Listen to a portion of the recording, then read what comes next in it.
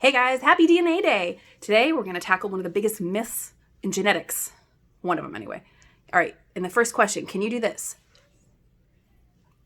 If not, don't worry, but if you can, take a picture. I want to see that. But tongue rolling has actually been a big controversy for a long time. Now, in the 1940s, Alfred Sturdivant did a study saying that this was a dominant trait. So affected by a single gene, parents who were tongue rollers, if they had kids, children would then have to be tongue rollers, or non-tongue rollers would then be non-tongue rolling children. So this was actually disproved in the 1950s by Matlock, not that Matlock, but Philip Matlock, who did a study showing that non-tongue rolling parents could have tongue rolling children, and tongue rolling parents could have non-tongue rolling children.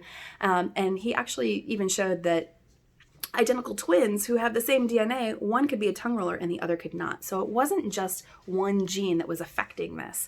But over the years, this particular example continues to be oversimplified in biology class. So it still persists today, which in the grand scheme of things seems like it should be harmless. However, we've run into situations where some parents start to say, oh my gosh, I can roll my tongue and my kids can, or the kids are saying, I can't roll my tongue, but both my parents can. And they start thinking that maybe they're not related, and that leads to a whole big mess of problem, and it's just not true. There are multiple genes that actually affect your ability to roll your tongue.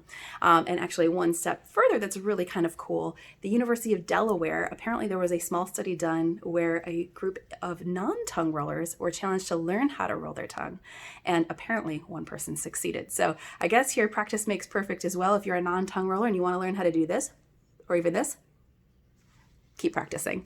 All right, thanks for watching today, and we'll see you next time with Sari on Science. Bye, y'all.